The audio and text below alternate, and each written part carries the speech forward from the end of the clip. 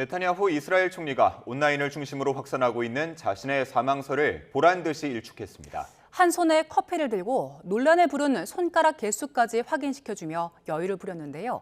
이경화 기자가 보도합니다. 네타냐후 이스라엘 총리가 한 손에 커피를 들고 환하게 웃고 있습니다. מה שאלת אותי? ראש הממשלה אומרים ברשת שאתה בכלל מת? אני מת על קפה, אתה יודע מה? אני מת על העם שלי. איך הם מתנהגים, פנטסטי. אתה רוצה לספור את מספר אצבעות? אתה יכול להראות לנו? פה. פה. 사망설은 네타냐후 총리 손가락이 6개처럼 보이는 동영상이 급속히 확산하면서 시작됐습니다. 이스라엘이 네타냐후의 사망을 숨기기 위해 AI로 동영상을 만들었다는 의혹부터 이란의 정보전이란 분석까지 누리꾼 의견이 분분했습니다. 이스라엘 정부가 즉각 사망설을 부인했지만 논란이 가라앉지 않자 본인이 직접 나선 겁니다. 미국과 이스라엘의 공습으로 최고 지도자를 잃은 이란 혁명 수비대는 네타냐후가 살아있다면 반드시 찾아내 처단하겠다고 목소리를 높이고 있습니다. 네타냐후는 자신은 안전하다며 이란에 대한 공세를 멈추지 않겠다는 뜻도 거듭 밝혔습니다. אני לא יכול לשתף ברגע זה, אבל עושים דברים מכים באיראן חזק מאוד גם ביום הזה, גם בלבנון, ממשיכים. 이란을 상대로 한 전쟁뿐 아니라 하마스와 휴전한 가자지구에서도 이스라엘의 공습은 멈추지 않고 있습니다. 가자지구 중부에서는 이스라엘의 폭격에 팔레스타인 경찰관과 주민 등 12명이 숨지고 10여 명이 다쳤습니다.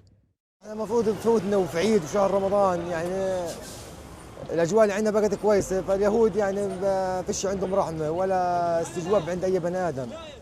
가자지구 보건당국은 휴전 협정 후에도 이스라엘의 공습과 총격으로 팔레스타인 주민 650명 이상이 숨졌다고 전했습니다. 이스라엘 측은 휴전 협정 위반이나 수배 중인 무장 세력을 향한 것이라고 말하지만 사망자 절반은 여성과 어린이라고 당국은 주장했습니다.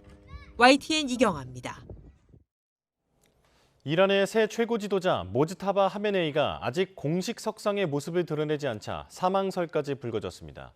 트럼프 대통령은 사망설은 루머라고 일축하면서 모즈타바가 살아있다면 항복해야 한다고 압박했습니다. 이형원 기자입니다.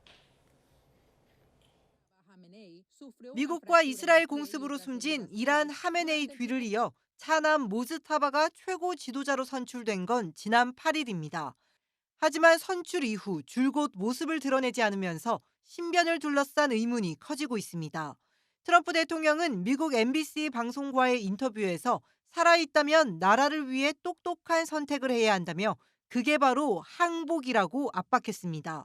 살아있는지조차 모르겠다고 하면서도 사망설은 루머라고 일축했습니다. 공식적으로 우리가 알 수 있는 건 부상당한 명예로운 용사다.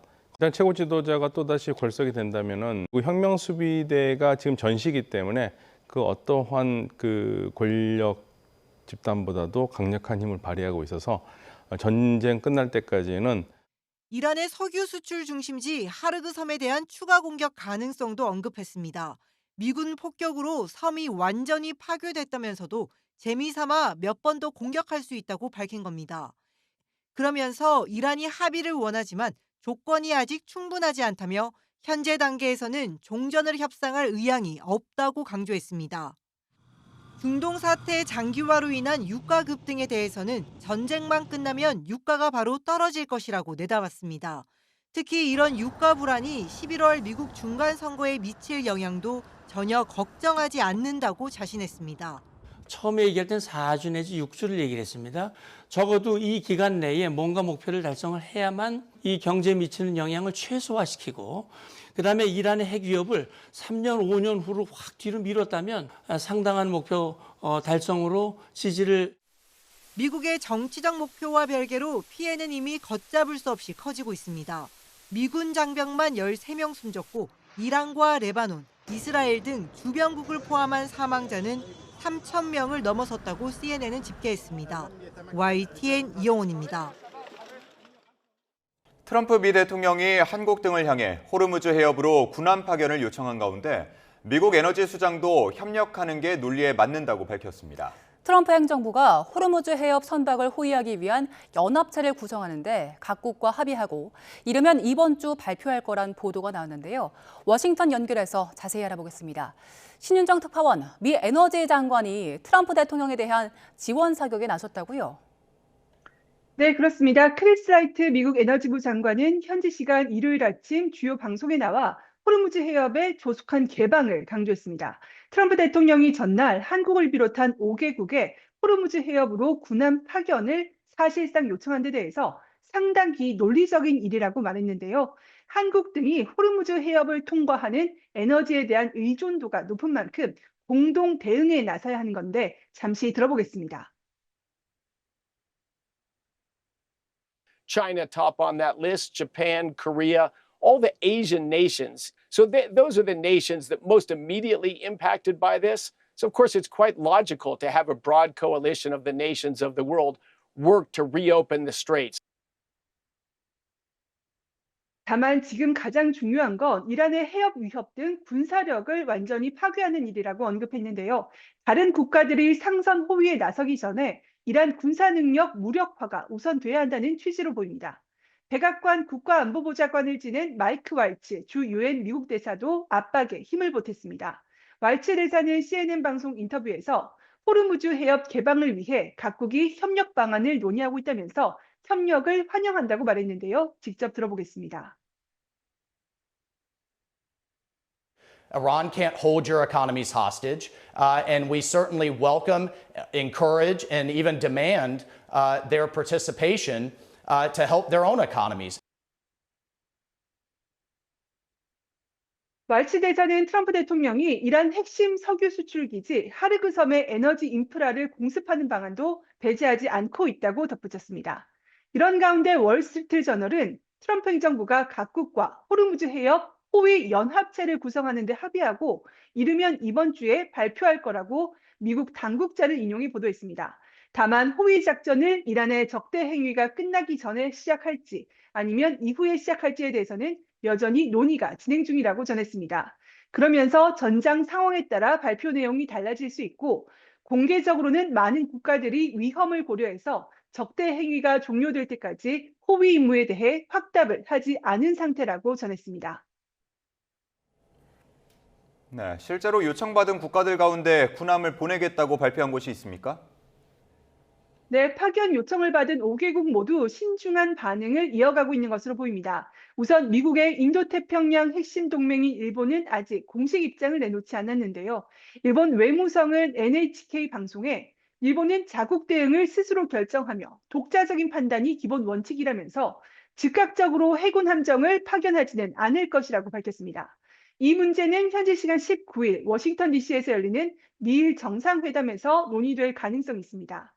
주미 중국 대사관 대변인은 CNN 방송에서 중국은 즉각적인 적대 행위 중단을 촉구하고 있다고 밝혔고 트럼프 대통령의 요청에 대해서는 직접적인 답변을 하지 않았습니다. 프랑스와 영국도 명확한 답변을 하지 않은 상태인데요. 영국 에너지 안보 장관은 오늘 방송 인터뷰에서 영국이 제공할 수 있는 지원과 관련해 미국을 포함한 동맹국들과 논의하고 있다고 밝혔습니다. 잠시 들어보겠습니다. There are a range of things that we can do, including autonomous mine hunting equipment, and that's something we're obviously looking at. 우리나라는 청와대가 한미 간에 긴밀하게 소통하고 신중히 검토해 판단해 나가겠다는 입장을 밝힌 상태입니다. 미 NBC 방송은 각국의 미온적인 반응은 호르무즈 봉쇄 사태가 빠르게 해결될 거란 트럼프 대통령의 기대에 찬물을 끼얹는 모습으로 보인다고 짚었습니다. 또 다른 전문가들은 선박을 보호하는 것은 매우 큰 도박이라며 이란의 근거리에서 공격할 여러 기회를 제공할 수 있다고 지적했습니다. 이런 가운데 아바스 아라그치 이란 외무장관은 각국을 향해 분쟁을 확대하는 조치를 하지 말라고 경고했습니다. 또 이란은 휴전이나 협상을 요청하지 않았고 필요한 만큼 스스로 방어할 준비가 돼 있다면서 반격을 이어갈 뜻을 분명히 했습니다. 지금까지 워싱턴에서 YTN 신윤정입니다. 우리나라가 호르무즈 해협에 군함을 파견한다면 소말리아 해역에 나가 있는 청해 부대가 이동할 가능성이 제기됩니다. 파견이 실제로 이뤄진다면 다국적군의 일원으로 활동하게 될 걸로 보이는데 국회 비준 동의가 필요할 거란 전망이 나옵니다. 양동훈 기자입니다.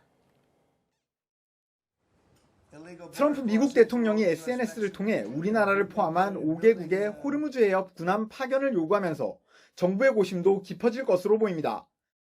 우방국인 미국의 요구인데다 우리나라로 와야 할 유조선들이 호르무즈 해협에 발이 묶인 상황이라 국민 보호 차원에서 파견이 필요하다는 견해도 있습니다.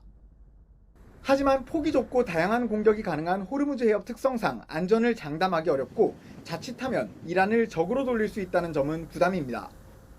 이런 가운데 파견이 결정된다면 청해 부대가 이동할 수 있다는 관측이 나옵니다. 지난 2009년 소말리아 해역에 파병된 청해 부대는 아덴만 여명 작전 등에서 활약하며 지금까지 선박 4만여 척 이상의 안전을 지원해왔습니다.